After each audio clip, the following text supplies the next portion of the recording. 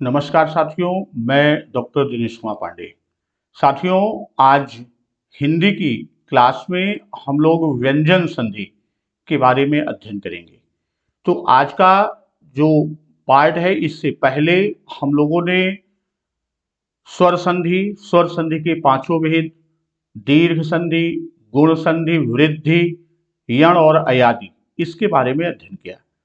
तो व्यंजन संधि में जैसा व्यंजन संधि की परिभाषा है कि व्यंजन से स्वर अथवा व्यंजन के मेल से उत्पन्न विकार को व्यंजन संधि कहते हैं। तो व्यंजन पहले खंड का जो अंतिम ध्वनि हो वह व्यंजन हो और दूसरे खंड की आरंभिक ध्वनि या तो स्वर हो या व्यंजन हो।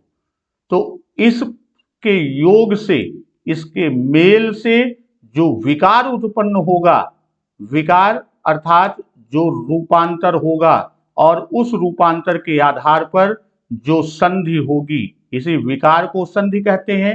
तो वह संधि कौन सी होगी? वह संधि व्यंजन संधि होगी। अब हम लोग सीधे व्यंजन संधि के विभिन्न नियमों की ओर चलते हैं। तो आज का पहला नियम कि यदि क, च, ट, त, प के बाद किसी वर्ग का तृतीय चतुर्थ वर्ण आए या र, ल, व अंतस्थ या कोई स्वर आए, तो वर्ग का प्रथम वर्ण यानी क, च, ट, त, प के स्थान पर अपने ही वर्ग का तीसरा वर्ण हो जाता है। तो यानी हम इस तरह से कह सकते हैं इसको कि जो वर्ग का प्रथम वर्ण है, वर्ग के प्रथम वर्ण के बाद यदि किसी वर्ग का तीसरा, थर्ड या चौथा वर्ण आता है, अथवा अंतस्थ व्यंजन आता है, अथवा क्या आएगा? अथवा अंतस्थ व्यंजन या रा, ला, वा या कोई स्वर, अगर इनमें से कोई एक आता है तो प्रथम वर्ण अपने वर्ग के तृतीय वर्ण में परिवर्तित हो जाता है, अपने वर्ग के तृतीय वर्ण में परिवर्तित होगा। प्रथम वर्ण कौन से हैं वर्ग के? वो आपका का वर्ग का का, चा वर्ग का चा, टा वर्ग का टा, ता वर्ग का ता और पा वर्ग का पा। तो यह परिवर्तित हो जाएगा किसमें? यदि इनका योग इसके साथ, इनमें से किसी के साथ इसका योग होता है, यानी वर्ग का तीसरा या चौथा वर्ण या अंतस्थ वर्ण, व्यंजन या स्वर। तो ये का किसमें परिवर्तित हो जाएगा? का आपका का के तीसरे उसमें गा में परिवर्तित होगा, चा जा में परिवर्तित हो जाएगा, टा डा में परिवर्तित होगा, ता दा में परिवर्तित हो जाएगा, ये बा में। तो ये आपका इसका नियम है। इसमें जो हम उदाहरण, एक दो उदाहरण से हम इसकी बात करते हैं। जैसे आपका आता है दिक, धन, गज। अब यहां पर ये आपका क्या है? क है जो प्रथम वर्ण है, और इसके सामने कौन है? इसके सामने गा है जो तीसरा वर्ण है। तो अब ये का किसमें परिवर्तित हो जाएगा? का गा में परिवर्तित हो जाएगा, और आपका शब्द जो संधि पद बनेगा वह क्या बनेगा? वह आपका संधि पद दिग्गज बनेगा। इसी तरह सत, धन, वाणी। एक उदाहरण हम और लेते हैं कि सत, धन, वाणी। अब यहां पर ता के बाद कौन सा है? ता वर्ण के बाद उसका योग किससे हो रहा है? उसके सामने कौन है? वा है, और ये अंतस्थ है। तो ता किसमें परिवर्तित हो जाएगा? ता दा में परिवर्तित होगा, और हमारा संधि पद बनेगा सद, वाणी। इसी तरह एक उदाहरण दो और हम लेते हैं, जैसे अच, धन, अंत। एक लेते हैं अच, धन, अंत। अब यहां चा के सामने कौन है? चा के सामने जिसका साथ वो मेल कर रहा है वह आ है, जो कि क्या है? यह स्वर है। और नियम में कि चा यानी प्रथम वर्ण के सामने स्वर है, तो चा अपने तृतीय वर्ण किस में बदल जाएगा? जा में बदल जाएगा और आपका संधि पद बनेगा अजंत। इसी तरह खट धन दर्शन, हम अगला अगर बात करें तो क्या है? खट धन दर्शन। अब यहां टा के सामने क्या है? दा, जो कि हमारा तीसरा वर्ग का तीसरा वर्ण, टा था दा तीसरा वर्ण है, तो टा किस में बदल जाएगा? ये डा में बदल जाएगा और हमारा जो संधि पद इससे बनेगा वह क्या बनेगा? वह खड दर्शन, संधि पद हमारा खड दर्शन बनेगा। उसी तरह हम बात करते हैं कि अगर जगत धन आनंद, एक उदाहरण और लेते हैं कि जगत धन आनंद। अब ये स्वर है और किसके सामने है? ता के सामने, तो ता किस में बदल जाएगा? दा में बदल जाएगा और इसका शब्द क्या बनेगा? इसका शब्द बनेगा जगदानंद। ये संधि पद क्या बना? जगदानंद। उसी तरह हम कहें अप धन ज, क्या है? अप धन जा। अब यहां पा के सामने कौन है? जा, और जा कौन सा वर्ण है? वर्गीय पा वर्ग का तीसरा वर्ण, तो पा किस में बदल जाएगा? पा बा में बदल जाएगा और हमारा संधि पद बनेगा अब्ज। तो ये हमारा पहला नियम है जिसमें कि वर्ग के प्रथम वर्ण का मेल किसी वर्ग के तीसरे या चौथे वर्ण से होता है, या अंतस्थ से होता है, या किसी स्वर से होता है, तो वर्ग का प्रथम वर्ण अपने को उसी वर्ग के तृतीय वर्ण में बदल लेगा। जैसे का है तो गा में परिवर्तित होगा, ता है दा में परिवर्तित होगा, चा है तो जा में परिवर्तित होगा। ये हमारा पहला नियम है। इसके बाद हम बात करते हैं अगले नियम पर कि यदि क च ट त प यानी वर्ग का प्रथम वर्ण, वर्ग का प्रथम वर्ण और इसका मेल होता है, वर्ग के प्रथम वर्ण का मेल होता है किससे? ना या मा से। वर्ग के प्रथम वर्ण का मेल होगा ना या मा। तो का च ट ता या पा अपने वर्ग के पंचम वर्ण में बदल जाएगा। वर्ग का प्रथम वर्ण क्या है? का, च, ट, ता और पा। अब ये अपने को परिवर्तित कर लेगा। का किसमें परिवर्तित करेगा? यह पंचम वर्ण, का पंचम वर्ण अंगा, इसमें चा का या इसमें बदलेगा, टा का ण में बदलेगा, ता का ना में बदलेगा और पा का मा में बदल जाएगा। तो इसका अगर हम देखें तो क्या है? अप धन मय। इसका एक उदाहरण हम यहां लेते हैं। अगर हम ये कहें कि अप धन मय, तो अब यहां हम देखते हैं कि पा के सामने कौन है? मां है। तो पा अपने को परिवर्तित कर लेगा किसमें? मां में। तो हमारा संधि पद क्या बनेगा? हमारा संधि पद बनेगा अम्मय। उसी तरह एक उदाहरण और लेते हैं, खट धन मार्ग। खट धन मार्ग। अब यहां पर हम देखें तो ये टा है, टा के सामने किससे मेल हो रहा है? मां से मेल हो रहा है। तो कहते हैं कि अगर प्रथम वर्ण का मां या ना से मेल होगा तो वह अपने पंचम वर्ण यानी टा का पंचम वर्ण णा है, इसमें परिवर्तित हो जाएगा और हमारा संधि पद बनेगा खण मार्ग।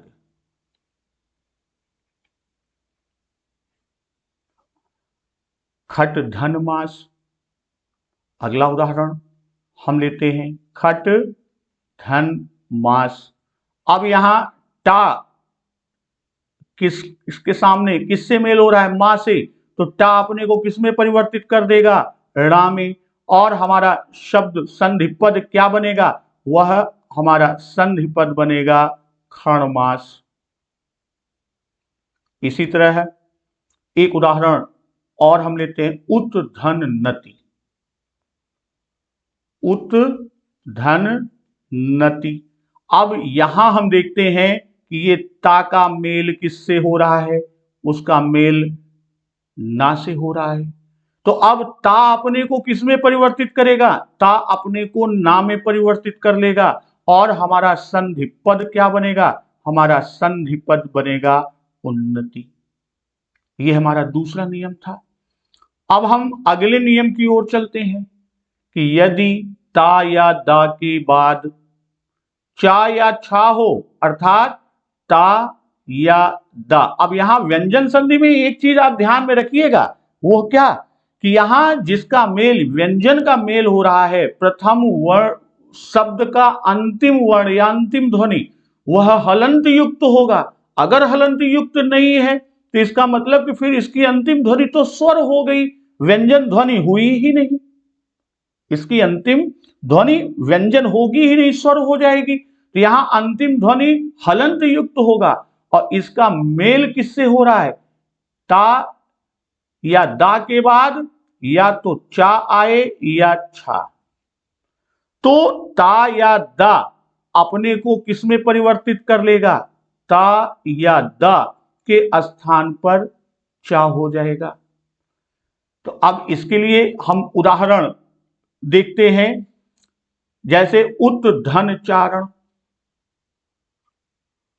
उत धन चारण, तो ये क्या हो जाएगा, ता के सामने चा है तो ता किस में परिवर्तित हो जाएगा, ता चा में परिवर्तित होगा और हमारा संधि पद क्या बनेगा, हमारा संधि पद बनेगा उच्चारण। उसी तरह सत धन छात्र।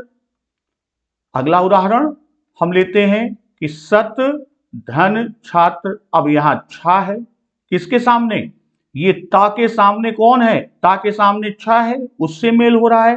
तो ता अपने को किस में परिवर्तित कर लेगा, चा में, और हमारा संधि पद क्या बनेगा, संधि पद बनेगा सच्छात्र। और एक दो उदाहरण हम और लेते हैं, जैसे पद धन छेद। पद धन छेद। अब यहां पर हम देखिए कि दा का योग मेल किससे हो रहा है, छा से। तो ता या दा के बाद चा या छा आएगा, तो ता या दा अपने को चा में परिवर्तित करेगा और हमारा संधि पद बनेगा पदछेद। ये हमारा संधि पद हुआ। उसी तरह उत धन चाटन। उत धन चाटन। अब यहां ता जो है वह उसका मेल किससे हो रहा है, चा से हो रहा है। तो अब ये ता किस में बदल जाएगा, ता चा में परिवर्तित होगा और जो संधि पद बनेगा वह बनेगा उच्चाटन। इसी तरह अगला हम देखते हैं कि ता या द के बाद जा या झा हो, अर्थात ता या दा का मेल किससे हो रहा है, जा या झा से। तो ता या दा अपने को क्या कर लेगा, इसके स्थान पर जा हो जाएगा। अब इसका एक उदाहरण हम लेके चलते हैं, सत धन जन। सत धन जन। अब यहां ता के बाद क्या है, ता का मेल किससे हो रहा है, ता का मेल हो रहा है जा से।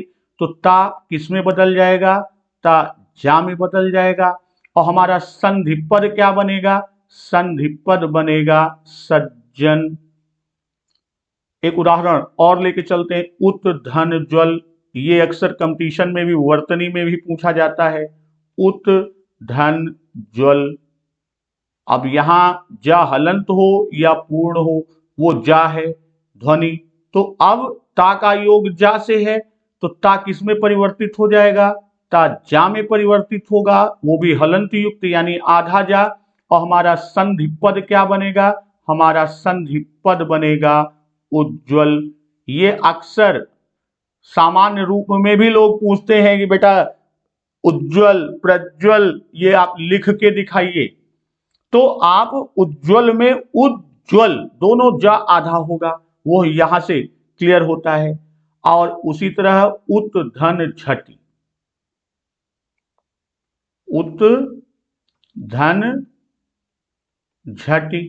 तो ये अब ता के बाद झा है तो ये किस में बदल जाएगा, जा में, और हमारा संधि पद क्या बनेगा, संधि पद बनेगा उद्धति।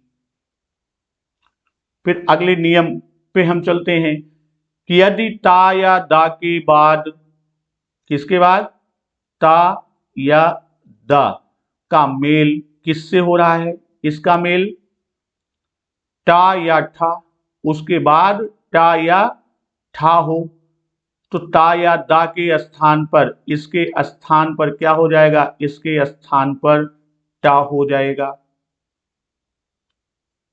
इसका जैसे सत धन टीका, इसका उदाहरण एक लेते हैं, जैसे सत धन टीका।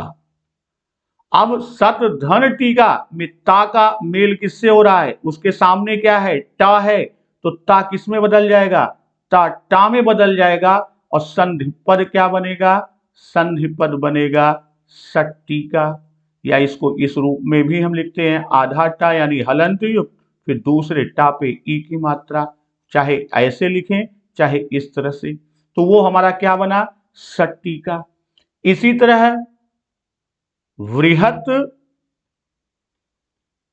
धन टीका,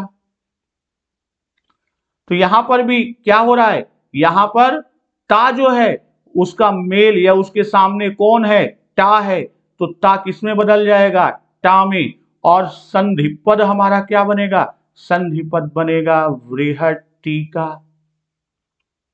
और एक उदाहरण हम लेते हैं कि तत् धन टीका, तत् धन टीका, तो यहां पर भी ता के बाद कौन है, उसका मेल कौन है, कर रहा है टा, तो ता किस में परिवर्तित होगा, टा में परिवर्तित होगा, और संधि पद बनेगा तट्टिका।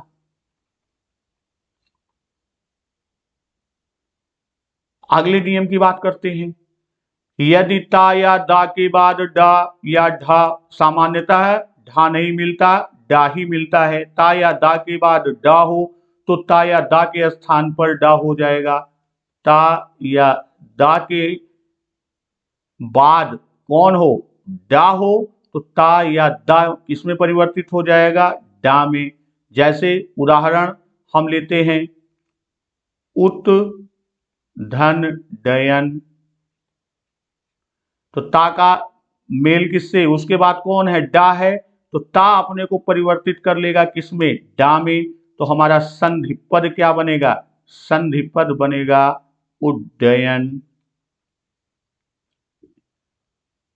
अगला नियम, ता या दा के बाद ला हो, यानी ये नियम कह रहा है कि ता या द के बाद कौन हो, इसके बाद ला हो, तो ता या दा के स्थान पर ला हो जाता है। जैसे इसका उदाहरण, तत् धन लीन,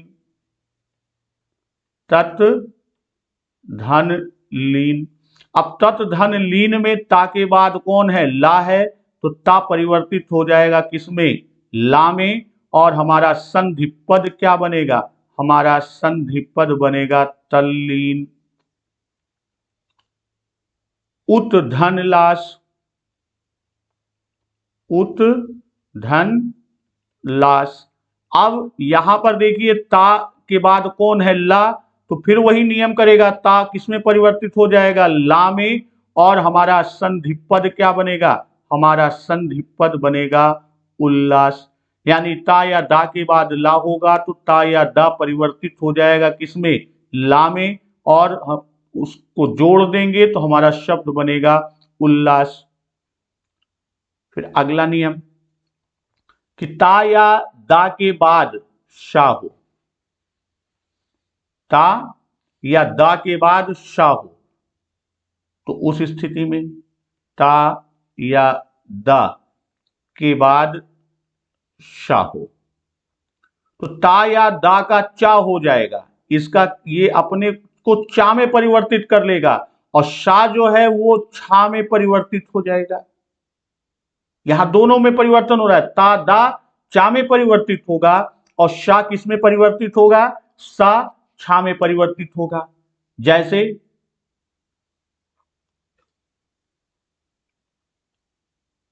भाई जब हम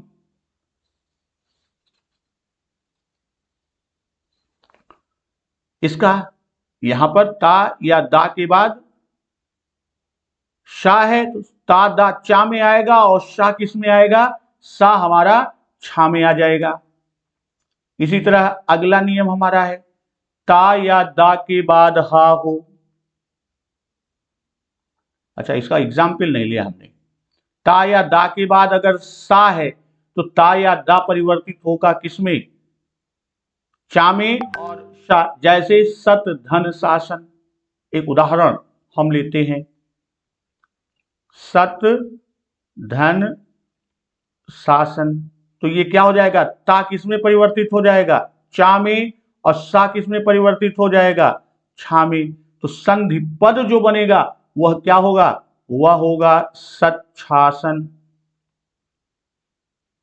इसी तरह है उत धन श्वास, एक उदाहरण और हम ले लेते हैं।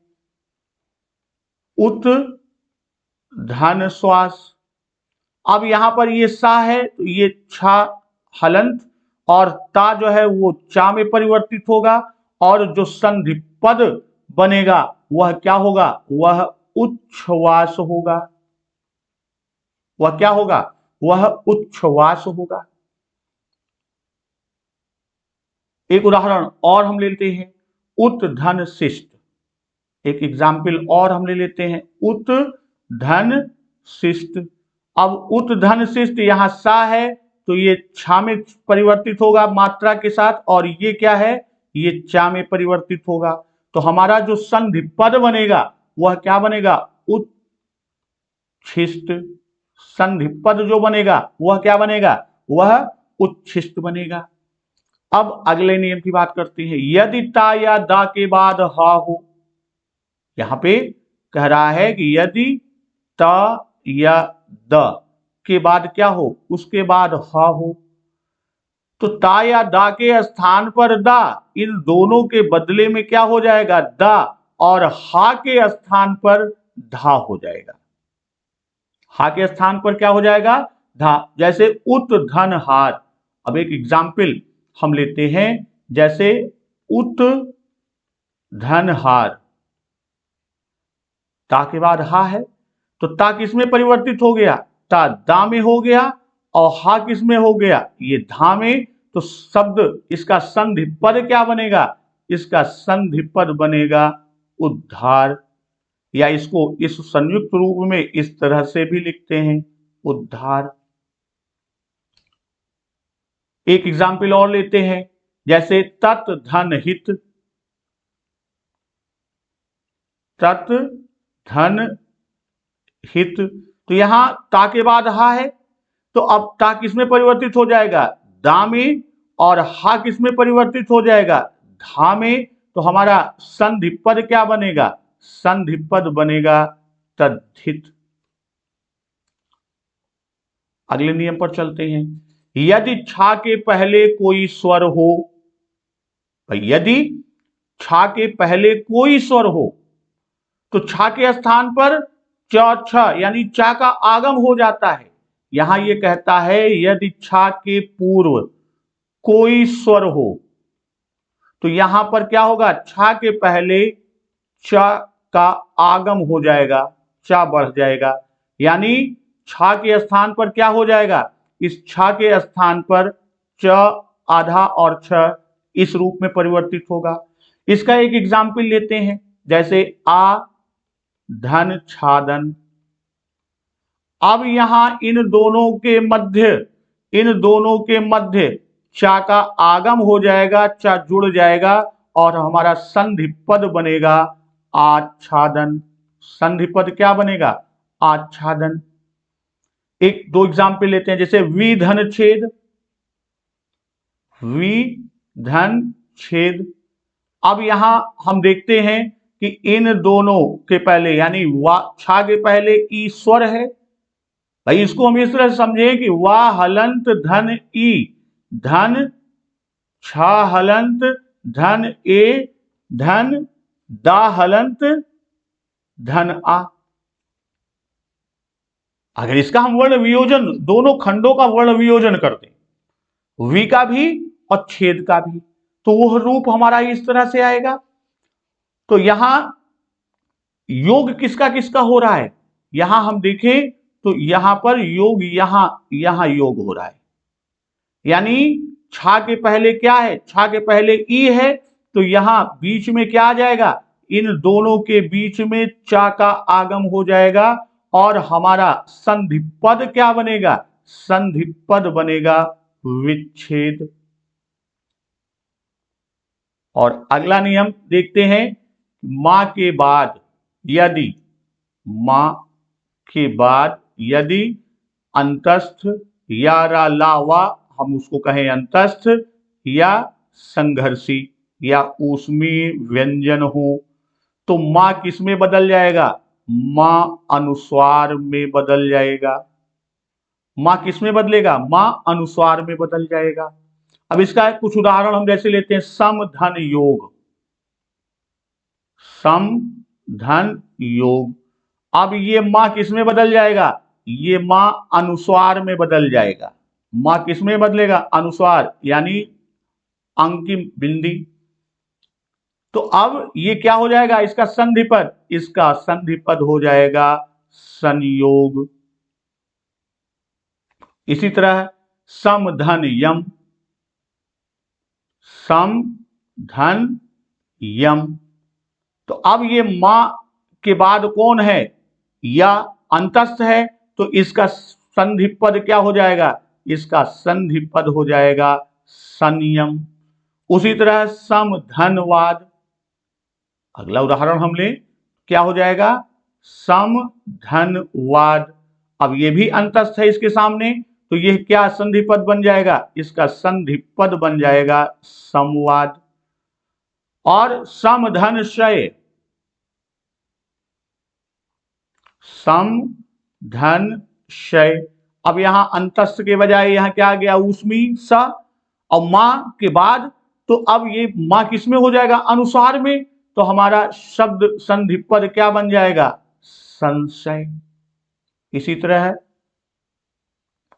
मां के बाद किसी वर्ग का कोई अक्षर हो, यानी वर्गीय अक्षर हो, वर्गीय वर्ण हो, तो मां के बदले विकल्प से अनुस्वार, ये अब की मान्यता है कि यह अनुस्वार हो जाता है। नहीं तो संस्कृत में उसी वर्ग का अनुनासिक वर्ण हो जाता है। अब आज मान्यता मिल गई है, अनुनासिक के बजाय हम अनुस्वार से ही काम चलाते हैं।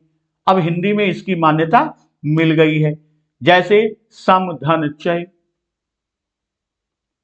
सम धन चय। अब ये मां के बदले यहां क्या होगा, यहां पर पंचमाक्षर, कौन, मां किसका है, वह पा वर्ग का, पा वर्ग का पंचमाक्षर मां ही है। ये नहीं, आपको समझाने के लिए, ये नहीं होगा, ये आप गलत समझ रहे हैं, ये मां नहीं परिवर्तित होगा। अब मां होगा किसमें, पंचमाक्षर, ये पंचमाक्षर जो परिवर्तित होगा, ये किस वर्ग का होगा, जो उसके सामने है। यानी चा उसके सामने है, तो चा का पंचमाक्षर यहां आएगा। यहां कौन सा आएगा, चा वर्ग का पंचमाक्षर आएगा।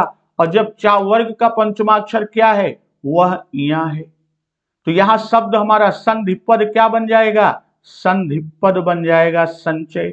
किंतु यहां कहता है कि अनुस्वार को भी मान्यता है, तो अब हम यहां पर पूर्व नियम का जो है कि अंतस्थ या ऊष्मीय हो, उसके स्थान पर इसमें भी हिंदी में अब मान्यता मिल गई। लेकिन अगर व्याकरणिक दृष्टि से वर्तनी शुद्धि अशुद्धि होगी, तो वर्तनी शुद्धि हमारा ये होगा संचय। उसी तरह एक दो उदाहरण हम और ले चलते हैं, जैसे पम धन चम, पम धन चम। अब यहां मां के सामने कौन है, मां के सामने चा है, तो चा वर्ग का, अब मां किसमें बदलेगा, मां चा वर्ग के पंचमाक्षर में बदलेगा। चा वर्ग के पंचमाक्षर में परिवर्तित होगा, और चा वर्ग का पंचमाक्षर चा छा जा झाइया या में परिवर्तित होगा। तो ये हमारा संधि पद क्या बन जाएगा? संधि पद बनेगा पंचम। तो अब यहां पर हम दो नियम और, व्यंजन संधि के दो नियम की और बात करते हैं। तो उसमें से एक है कि यदि री रा शा यानी री र सा